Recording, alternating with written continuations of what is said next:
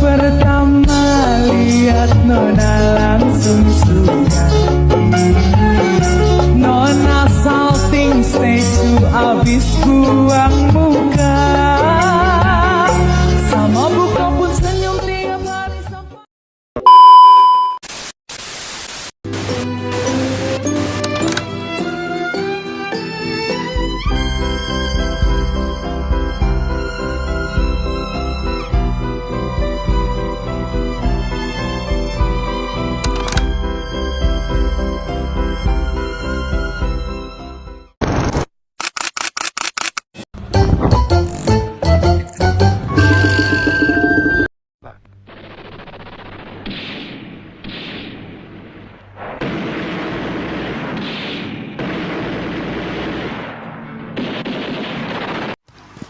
Indonesia tahun 1965, sebuah tahun yang penuh gejolak dan tragedi, peristiwa berdarah yang mengubah arah sejarah bangsa. Apa yang sebenarnya terjadi pada malam 30 September itu? Siapa dalang di balik semua ini? Dan mengapa peristiwa ini masih menjadi perdebatan hingga kini?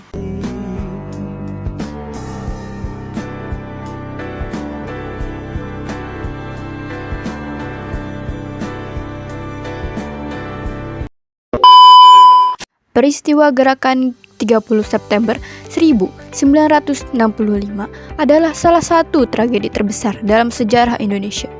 Peristiwa ini ditandai dengan penculikan dan pembunuhan 6 jenderal TNI AD serta 1 perwira dalam malam 30 September hingga 1 Oktober 1965. Pemerintah Orde Baru menuduh PKI sebagai dalang peristiwa tersebut. Tragedi ini memicu perubahan besar dalam politik Indonesia. Jatuhnya pengaruh Presiden Soekarno, runtuhnya PKI, dan lahirnya Orde Baru di bawah kepemimpinan Soeharto.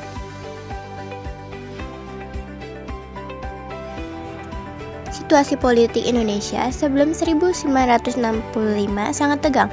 Presiden Soekarno mengusung konsep Nasakom, yaitu nasionalisme, agama, dan komunisme, untuk mempersatukan berbagai kekuatan politik. Namun, hubungan antara militer dan PKI memburuk karena perebutan pengaruh. Krisis ekonomi, inflasi tinggi, dan ketidakpuasan terhadap pemerintah memperburuk keadaan.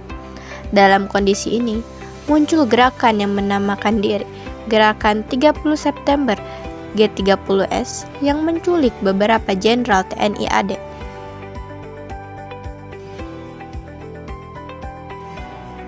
September malam sampai 1 Oktober 1965 dini hari, penculikan dan pembunuhan terhadap 6 jenderal TNI AD. 1 Oktober 1965 pagi, pengumuman pembentukan Dewan Revolusi Letkol Untung. 1 Oktober siang, Mayor Jenderal Soeharto mengambil alih komando dan menumpas gerakan. Selanjutnya, pemerintah menuduh PKI sebagai dalang dan operasi besar-besaran dilakukan untuk membubarkan PKI serta menangkap anggotanya. Tokoh-tokoh penting dari militer: Maijen Soeharto, Letkol Untung, dan Jenderal A.H. Nasution. Dari PKI, D.N. Aidit, M.H. Lukman, dan Njoto. Dari pemerintah, Presiden Soekarno. Dampak terhadap Indonesia. Politik, Soeharto naik ke tampuk kekuasaan dan lahirnya Orde Baru. Sosial, terjadi penangkapan dan pembunuhan massal terhadap orang-orang yang dituduh PKI. Budaya, terjadi penghapusan ideologi komunis dan penanaman propaganda anti-PKI.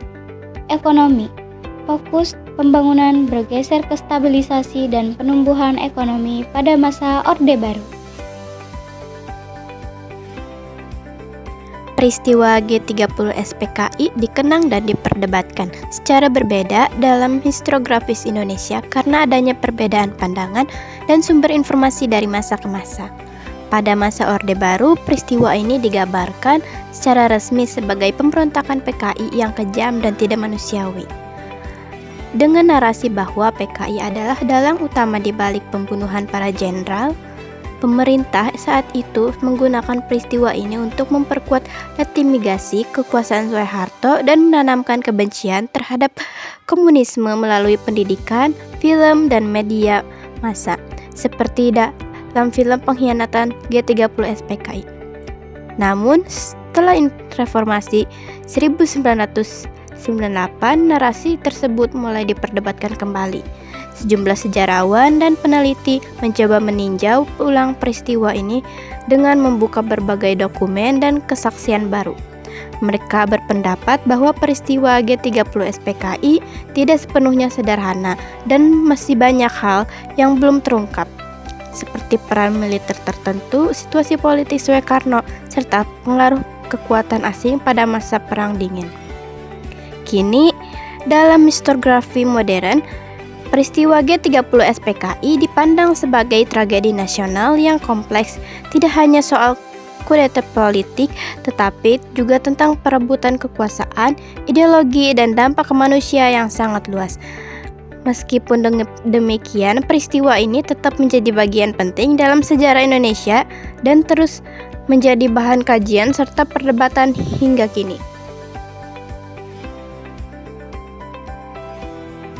Makna yang dapat kita ambil dari peristiwa G30 SPKI yaitu mengajarkan pentingnya menjaga persatuan bangsa dan menolak radikalisme serta kekerasan.